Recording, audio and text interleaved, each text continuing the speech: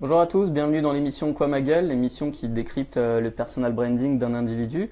Aujourd'hui, on est avec Sylvain Tillon. Salut, Bonjour, tu vas bien? bien et toi? Super. Euh, Sylvain, entrepreneur, multi-entrepreneur, multi-casquette, il y a beaucoup de choses sur ton profil LinkedIn, il se passe beaucoup de choses. On a plusieurs sociétés, déjà des sociétés créées en amont. Tu nous parles un peu de ton parcours? Oh bah simple, il y a 15 ans j'ai créé une première boîte d'accessoires de coiffure Ouais, parce que je faisais de la moto, je me trouvais ça logique de faire des accessoires de coiffure. très bien, Donc, cohérence. tout le temps. Mais en fait il y avait quand même une vraie logique entre les deux. Sur les boutons de moto il y a du scratch et le scratch sonnait très bien dans mes cheveux crépus. Ouais, Et je m'étais dit pourquoi pas mettre des petits bijoux avec du scratch ou aller des pourris, j'avais une équipe de merde mais j'y suis quand même allé. sympa pour l'équipe. Ouais, Première minute, tout va bien. on s'est séparés en mauvais termes, tout va bien. Bon, ils Ça a quand même regarderont duré pas alors. 6 ans. Ça a quand même duré 6 ans, mais j'ai fini au tribunal avec des procès, des dettes. Cool. La cotation 0,40 à l'époque existait encore, enfin la totale. Euh, Derrière, j'ai cherché du job et ce qui était plutôt cool, c'est qu'après avoir planté une boîte, on me proposait pas mal de contrats. Ouais. Sauf que je cherchais très mal et que je suis allé chercher dans des grosses boîtes où il y a 21 niveaux de hiérarchie pour changer la machine à café. Quand t'as une boîte de 5 personnes où la machine à café marche plus, t'en rachètes une ou tu vas acheter le café au coin de la rue. C'était un peu compliqué de sauter le pas. Après, il y avait Paris qui me faisait chier, parce qu'on me proposait plus de jobs à Paris qu'à Lyon. Ouais. Du coup, je me suis lancé sur une activité, mais sans ambition, business plan de 3 pages de voilà ce que j'aime, voilà ce que j'aime pas, voilà ce que je veux faire. Et il me faut au moins 1 500 € par mois parce que j'ai des dettes et il faut que je vive. Et du coup, voilà combien je dois faire de chiffre d'affaires. Et j'ai plus fait une activité en me disant voilà comment vivre honnêtement. Et il faut que je m'énerve pour faire tant de chiffres en face et je ferai des boulots pour que ça corresponde, quoi. Et c'est devenu Sido, aujourd'hui une boîte de 15 personnes qui fait 1,5 million de chiffres, qui est top. Mais au départ, je savais pas ce que ce serait. Enfin, vraiment, c'était juste parti. Bon, bah là, je donne des cours, j'aime faire des bandes dessinées, j'aime communiquer différemment pour les entreprises et on verra où ça me mène. Juste pour préciser, j'ai lu sur ton LinkedIn, la première expérience donc des accessoires, elle est pendant tes études? Ouais. Fin de première année d'école de commerce. On devait tous faire un projet virtuel pendant 6 mois. Et à la fin, plutôt que de partir en stage, je me dis pourquoi pas me lancer. Au final, je risquais pas grand chose, j'avais 20 ans. Alors si, j'ai perdu un peu d'argent. Le temps, je suis pas d'accord d'avoir perdu parce que j'ai appris énormément de choses qui m'ont beaucoup Ouais. pas prise pour la deuxième boîte. Et je fais toujours des erreurs, clairement.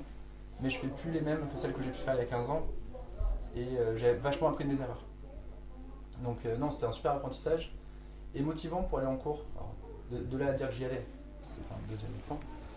T'appliquais en même temps ce que t'apprenais à l'école ou c'était vraiment différent? Bon, il y a 15 ans, l'enseignement de l'entrepreneuriat n'était pas comme aujourd'hui. Ouais. Était quand même beaucoup moins concret. Tu travaillais sur des cas de finance entrepreneuriale, la boîte faisait 5 millions d'euros de chiffre d'affaires première année. Et, et c'est pas trop ça, Ouais, malheureusement. c'est Enfin, pas ça trop serait la bien, réalité. Ouais. j'aimerais bien que ce soit ça, mais malheureusement, sur toutes les boîtes que j'ai pu créer, j'ai démarré à zéro. Toutes. Ouais. C'est Et, la création. et elles faisaient pas 5 millions dès le début. Du coup, c'était un peu en décalage, mais j'avais beaucoup de questions. Alors, j'étais un peu chiant pour les profs parce que j'avais des vrais cas concrets Ouais.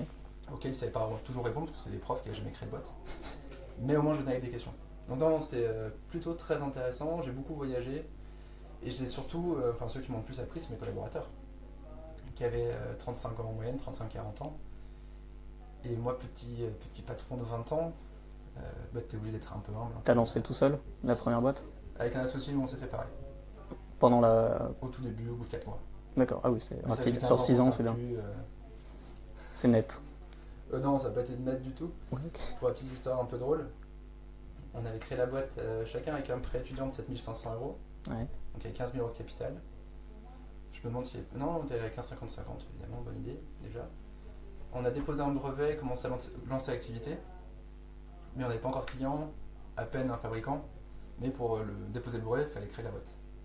Et 3 mois après, il part retrouver un pote qui était en stage à New York, en finance, qui était super bien payé, qui s'éclatait. Nous, on bouffait des pâtes, on savait pas trop où on allait. Et la difficulté de tout créateur, il y a des phases euphoriques où c'est génial, mais après il y a la phase où putain, je me lève, j'ai tout à faire, en même temps je ne sais même pas par quoi commencer. Parce qu'il n'y a rien de concret, il n'y a pas encore de clients, il n'y a pas. Et on était en plein là-dedans. Donc je suis chiant parce qu'on se levait, on bossait, hein, mais parfois on a l'impression d'être inefficace.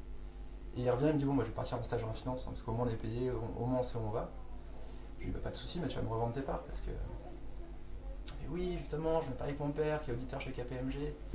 On a fait des petites valos selon le business plan qu'on a écrit. Alors lui m'a dit 250 000 euros de valo pour la boîte. Moi je suis sympa, je vais prendre le valo basse 150. En 4 mois après la création, on a mis 15 000 euros de capital, il me dit que la boîte vaut 150 000. Ça paraît compliqué, mais ouais. Sachant que j'avais fait un prêt étudiant pour la première partie parce que j'avais pas de sous. Et même si j'en avais, de toute façon, il n'aurait pas eu. Et on m'a dit, bah, dans ce cas-là, tant pis, hein, moi j'ai apporté le capital, je suis comme un investisseur et tu fais sans moi. Ouais, sauf que tu me fous dans la merde, je me retrouve tout seul. Et j'ai trouvé un avocat véreux qui me faisait un montage pour 12 000 euros. Il me faisait créer une nouvelle boîte qui aspirait le brevet, qui faisait couler la première boîte. Et en gros, il partait avec rien. Donc je suis allé le voir en disant, bah, pour 12 000, je t'encule à sec. Et en fait, j'ai un peu envie. Et je mettrai un peu de gravier au milieu pour que c'est sûr que ça fasse bien mal. Donc soit tu me proposes en dessous, soit je le fais. J'étais pas complètement à l'aise avec le montage, mais t'étais prêt à le faire. Il est parti avec 10 000.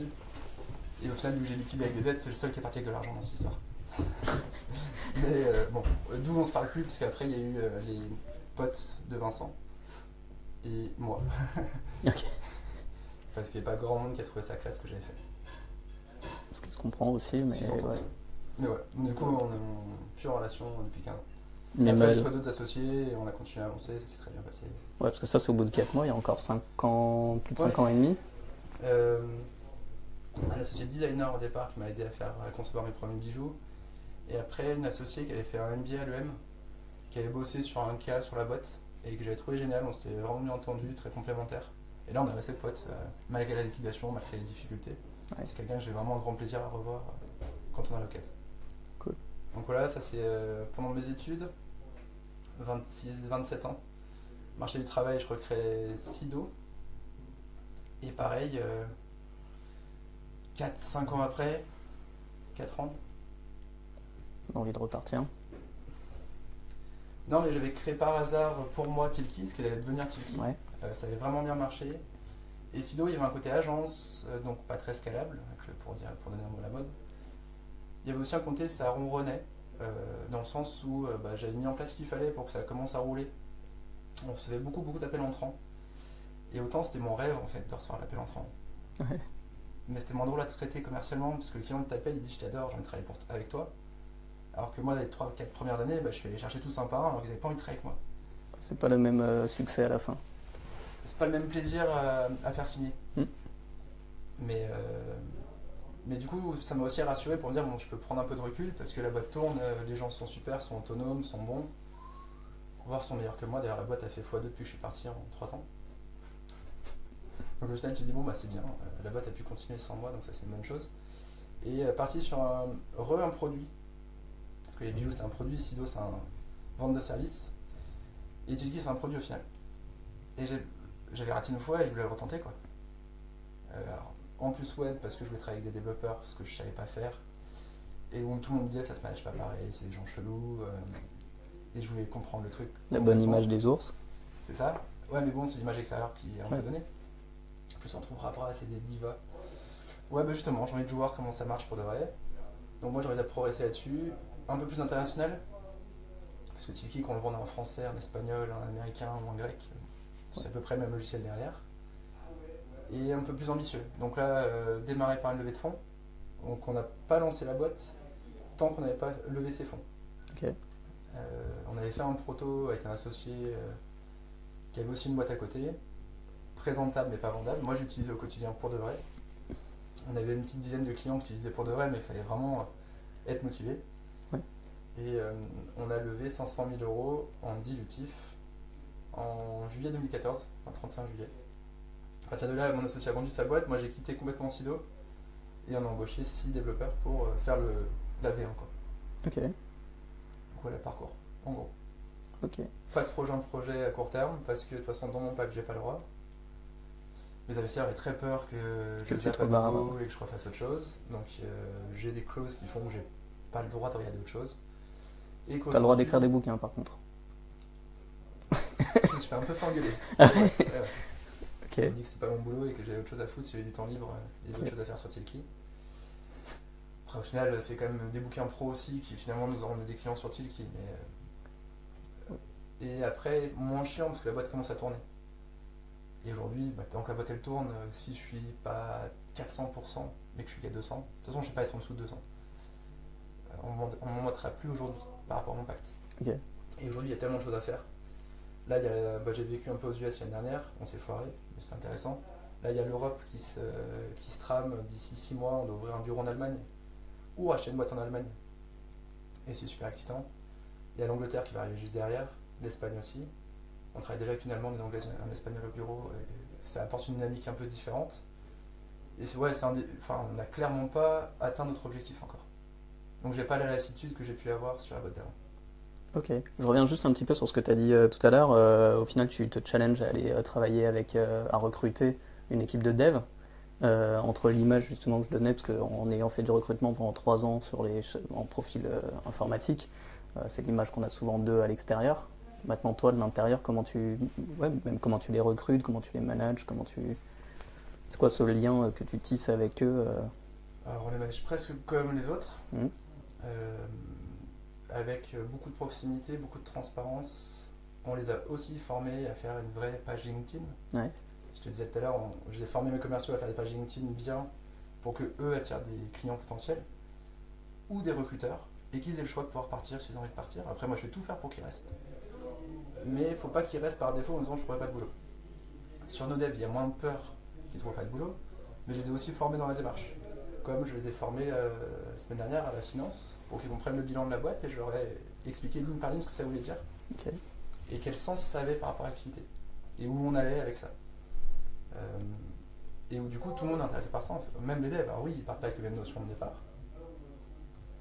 mais c'est le même modèle et on cherche à créer une boîte où justement ils sont pas différents et ils ont le droit d'avoir des idées. On fait aussi une fois par an un startup week-end à notre sauce où il n'y a que les devs qui ont le droit de pitcher des idées tech. Ils en présentent une vingtaine généralement et les commerciaux en choisissent 3 sur lesquels ils vont bosser une journée avec eux. Ouais. Les devs doivent faire un proto fonctionnel en une journée et les commerciaux doivent faire une landing page, une plaquette commerciale dans la journée pour valoriser le truc et trouver des clients, trouver une cible, trouver un besoin, un marché. Et ça c'est l'union ultra parfaite. apprécié et des commerciaux et des devs. Les commerciaux parce qu'ils comprennent un peu mieux ce que les devs font et ils sont à leur service pendant une journée. Et les devs parce qu'ils sont trop contents de pouvoir apporter leurs idées aussi, qui sont parfois éloignés de l'arrêté commercial et qu'en plus ils ne savent pas toujours les présenter, donc ils apprennent à les présenter, ils apprennent à les pitcher, ils apprennent à faire un petit business plan. Et surtout, en fait, parfois c'est des super idées mais ils s'en rendent pas compte. Donc quand ils nous les présentent comme ça au bureau, sans filtre et comme un dev, on n'arrive pas à les entendre. Ouais. Et que là, avec une journée comme ça, ils apprennent, ils voient quels sont les ressorts, qu'est-ce qui marche pour quand ils nous présentent quelque chose, ce qui fait que tout le monde apprécie l'exercice. Donc on essaie de faire ça et de créer une boîte où ils ont envie de venir. Donc on a la chance d'avoir pas mal de candidatures entrantes de dev. Mais on a un Instagram, on a même une page Jiffy. On a mis la tête de nos collabs qui sont en train de faire des conneries. Enfin ma tête surtout, en train de faire des conneries. Et ouais, où on se prend à la fois pas au sérieux, mais on essaie de faire un très bon boulot avec des clients qui sont très contents. Il y a aussi ça qui est cool pour eux. C'est que nos clients adorent le produit, qu'on leur montre, qu'ils ont tous accès au Slack et qu'ils peuvent voir les notes des clients. On a un channel avec les recommandations, les évaluations des clients. Ouais. Alors ils n'ont pas accès à certains channels très commerciaux, mais celui-là ils ont accès et du coup ils peuvent voir que les clients sont contents. Je pense que c'est motivant aussi au quotidien de se dire tu fais un boulot et à la fin il y a des vrais gens qui l'utilisent et qu'en plus ils sont vraiment contents. Yes. Tu as une recommandation justement sur LinkedIn d'une chef de projet de chez Orange, Sylvie, Sophie Isabelle Poujoie. Isabelle, alors pardon, ouais. Je suis parti dans les S. Isabelle qui dit j'ai adoré la rencontre avec Tilki et Sylvain.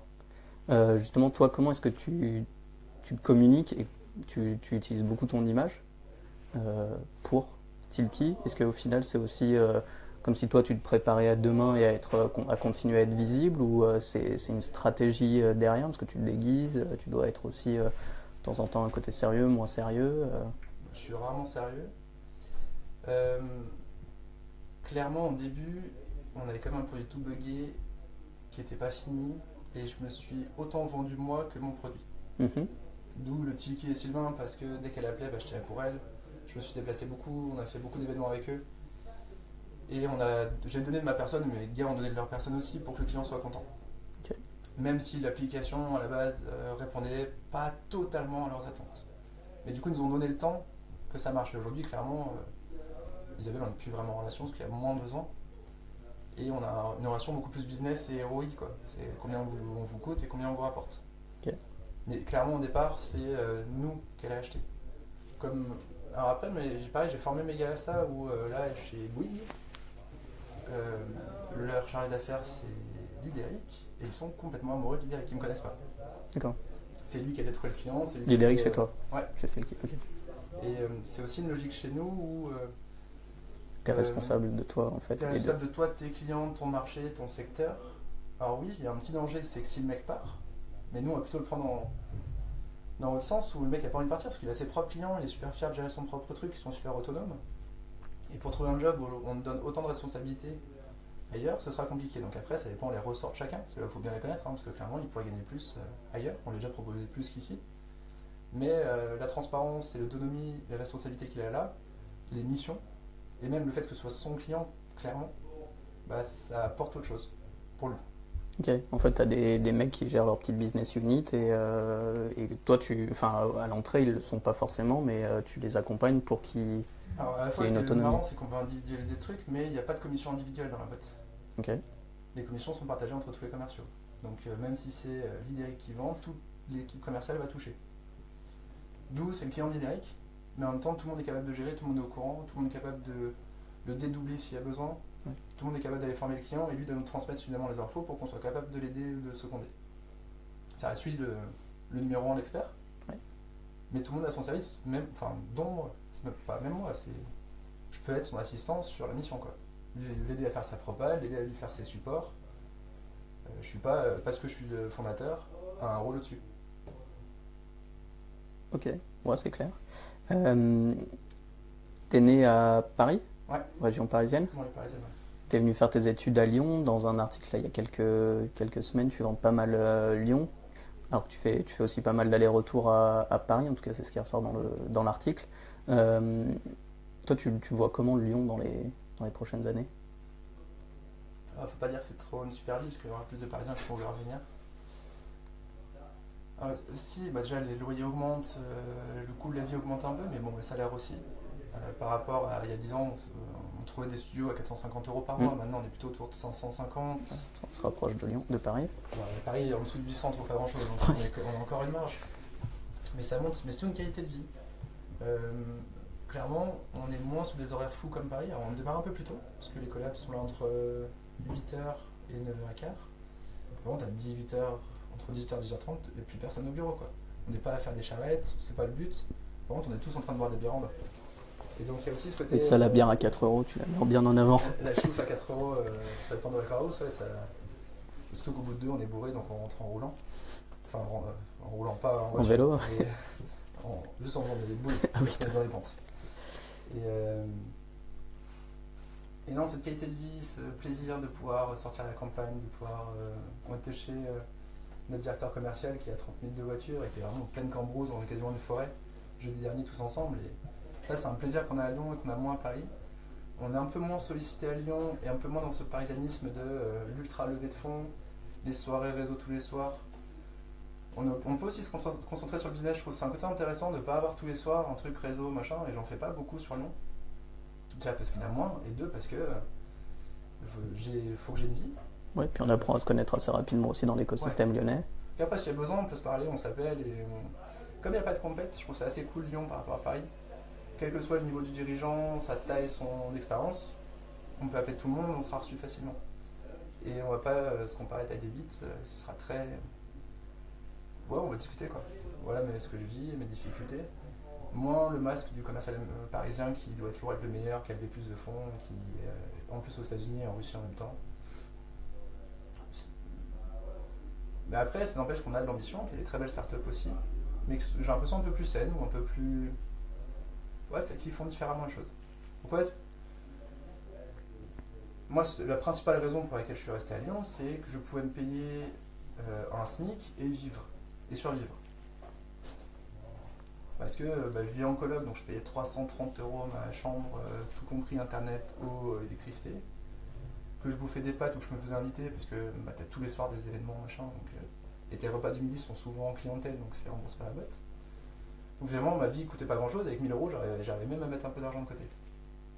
Paris, 1000 euros, bah, sans si part dans le loyer. Ok. Quoi. Oui. Ou tu te fais une heure de transport matin et soir pour le boulot. Donc, c'est ça que je voulais à Lyon. Et après, truc con, un dev coûte moins cher à Lyon qu'à Paris. Et il y a des devs qui ne veulent pas aller à Paris parce qu'ils savent que la vie est très chère et qu'au final, ils se rendent compte qu'entre un 2800 net à Paris et un 2000 net à Lyon, il n'y a pas une énorme différence. Et puis il y a les temps de transport aussi qui jouent énormément. Tous dans le quartier, ou presque. Bah, ils se déplacent en bus, se déplacent en vélo, c'est quand même plus pratique. Qu'est-ce que tu fais en dehors du boulot? Parce que tu disais justement, on a le temps, au final, à 6h, 6h30, à Lyon, pas qu'il se passe plus rien, mais l'activité se calme. Alors, on boit beaucoup de bière. C'est une activité, c'est un entraînement.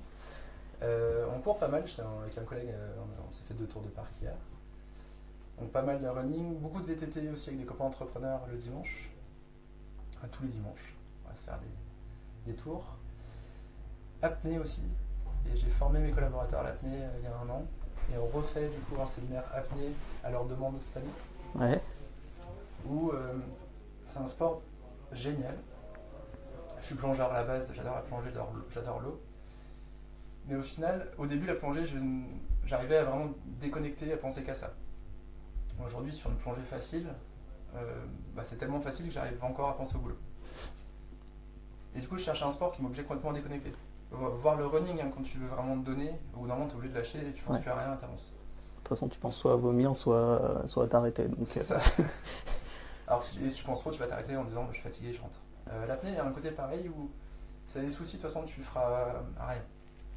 Donc, il faut vraiment complètement vider, c'est trop bien. Et après ça, j'avais lu sur internet, alors à l'époque, je faisais 20 kg de plus. Et j'étais très asthmatique, je le suis vachement moins en ayant perdu du poids, c'est assez marrant. Et je lisais sur internet que n'importe qui pouvait tenir 3 minutes sans respirer et aller à 20 mètres. Okay. Et autant gamin, je faisais 1 minute et je mettais 10 minutes à m'en remettre en mode je allais comme un petit chien. Et à 3 mètres, j'ai les oreilles en feu, j'ai l'impression que je vais mourir. Donc ça me paraissait complètement improbable. Et en 2 heures d'explication, j'ai tenu 3 minutes 30 sans respirer et le lendemain, j'allais à 20 mètres. 2 heures d'explication par un pro qui t'a... Ok, cool. Et du coup, une expérience assez incroyable de se dire, putain, moi qui ne pensais pas dépasser 45 secondes, j'ai fait 3 minutes 30. Et du coup, j'ai voulu former mes collègues qui m'ont tous dit aussi, entre 15 secondes et 1 minute 10 pour le plus ambitieux d'entre eux, de temps d'apnée. Ils ont tous fait entre 2,30 et 3,45. Garçon, fille, gros, mince, jeune, vieux. Pas de... Sans courbature le lendemain, sans se faire peur, sans se faire mal. Et en management, c'est quand même vachement intéressant de pouvoir dire à la fin au gars, voilà les objectifs que vous fixez, en fait, vous pouvez peut-être faire 3 fois plus. C'est juste qu'il faut croire en vous, oublier la douleur, la difficulté et dépasser ça. Et qu'en fait, vous êtes bien meilleur que ce que vous imaginez. Et j'adorais cette conclusion de la journée de dire, les mecs, il y en a un qui a fait un Shifumi à 10 mètres avec le coach, qui est resté 1 minute à 10 mètres. Un dev. Et pour lui, c'était une découverte, il continue depuis du coup. Et là, on repart faire ça parce que tous les nouveaux qui sont arrivés n'ont pas vécu. Et ceux qui ont déjà fait, on part faire la chasse sous-marine. Ouais. Et c'est encore mieux comprendre l'écosystème marin, comprendre les poissons, leurs mouvements, sachant que la technique principale, c'est de voir un poisson, de descendre, il part, de te caler au fond, attendre 1 minute qu'il revienne. Et là, il faut avoir la tête sacrément vide pour tenir 1 minute quand tu es à 5-10 mètres où ça tire partout, t'es entre bien et pas bien. Et l'apnée, d'ailleurs, il y a un moment, passer la première minute 30, qui est un peu dur, la minute qui suit, elle est géniale. T'as une sensation de liberté, tu voles complètement, t'es bien dans ta tête. Bon, la dernière minute redevient dur. Tu sais combien de temps t'es sous l'eau? On te donne les infos ou t'es en mode... Alors non, en plus, notre coach, il donne pas d'infos du tout. Il fait faire ton apnée, il dit, c'est bien mec, t'as bien bossé, on refait. Et il dit à la fin de la matinée combien t'as fait. Surtout pour que tu vises pas la performance, que tu sois à l'écoute de ton corps. Et que si t'es pas bien, t'arrêtes. Mais après, quand t'es pas bien, il te demande de lever la main. Il arrive vers toi, il fait, bon, allez, baisse la main. T'inquiète, tout va bien. T'es pas bleu, tu n'as même pas de spasme, t'es cool, profite. Je suis là avec toi, ça moins de problème, je suis là pour toi. Et tu tiens 1 minute de plus, quoi. Alors que tu pensais être en train de mourir. C'est vraiment une sensation assez incroyable. Donc du coup, pas mal ça, ce sport que j'adore. Et que j'ai fait à Beyrouth et que je refais cet été beaucoup. Beyrouth, la plongée. J'ai fait l'apnée à Beyrouth parce que je voulais découvrir un nouveau pays et que après les eaux sont dégueulasses. Le pays est fou mais les eaux sont dégueulasses donc un peu déçu sur les eaux. Très poissonneuse, mais tu remontes peut-être ta plongée, t'avais un bout de plastique collé sur la gueule. Parce qu'ils déversent un peu tous leurs déchets dans l'eau. Mais sinon, ouais, c'est marrant. Cool. À propos de voyage, il me semble, sur ton compte Twitter, à un moment, tu as commenté un tweet sur les entrepreneurs qui partent en vacances. Tu nous en parles 2 secondes. Parce que je crois que j'ai écrit un bouquin qui s'appelle 100 conseils pour couler sa boîte. Et c'est le premier conseil que j'ai écrit.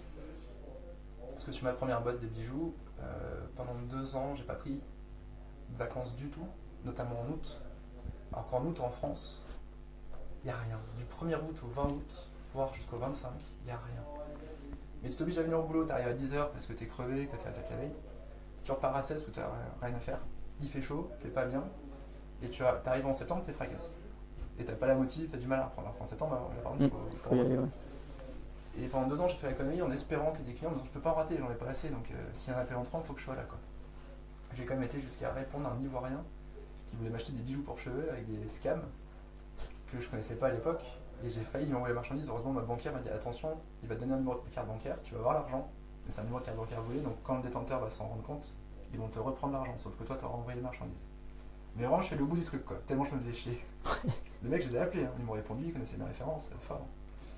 Et du coup, c'est le conseil 98 du bouquin, je crois. Mais c'est le premier que j'ai écrit en disant prenez pas de vacances, venez de lancer votre boîte, c'est mal, il faut tout donner, c'est pas le moment de vous relâcher. Et en fait, c'est tout le contraire. Parfois, même quand ça va très mal, il faut prendre 3 jours de recul, se prendre un Airbnb dans la Drôme, ça coûte pas très cher. Et c'est en se vidant un peu la tête, en sortant d'internet, en éteignant un peu le téléphone, que vous allez prendre du recul sur ce qui se passe et trouver des solutions. Et les vacances, c'est pareil, c'est en vacances que je retrouve des idées, c'est en vacances que je retrouve la patate. Et surtout, je vais faire au moins une fois 3 semaines de vacances par an, sachant qu'au bout de 2 semaines et demie, je me fais chier. Et ça, vraiment, il y a... Tu reviens au moins pleine balle. Et du coup, j'ai qu'une envie, c'est rentrer, quoi. Les 2 derniers jours, je commence à réécrire des idées, commence à rebosser un peu, parce que ça me manque profondément, quoi. Et que ce soit en France ou à l'étranger. Donc généralement, je fais 2 fois 3 semaines, une fois Noël, une fois l'été. Et quand je rentre, j'ai trop envie, quoi. Je vais voir, je suis un peu chiant parce que je suis à fond. Et c'est ça que je recherche, parce que une semaine, j'ai pas eu le temps de me reposer, j'ai pas eu le temps de déconnecter. 2, je viens juste de finir de déconnecter, mais je pourrais rentrer. 3, j'ai envie, quoi. Ok, cool.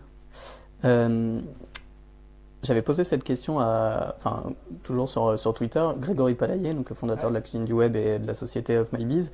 Il avait retweeté en mettant un +1 sur un tweet qui disait 42% des personnes qui ont monté leur boîte dans le digital, s'ils devaient changer, ils ne remonteraient pas une société dans le digital. Toi aujourd'hui, est-ce que tu t'es déjà... Au final Une personne sur 2 ne relancerait pas, ouais. Relancerait pas dans le digital. Alors t'es peut-être pas dans cette optique-là, mais je sais pas, si tu te projettes dans 10 ans, est-ce que tu te dis ouais, si je dois remonter une boîte, est-ce que je le ferais dans le web? C'est pas une question de web pas web, c'est une question de défi. Et j'ai plusieurs défis qui m'attirent.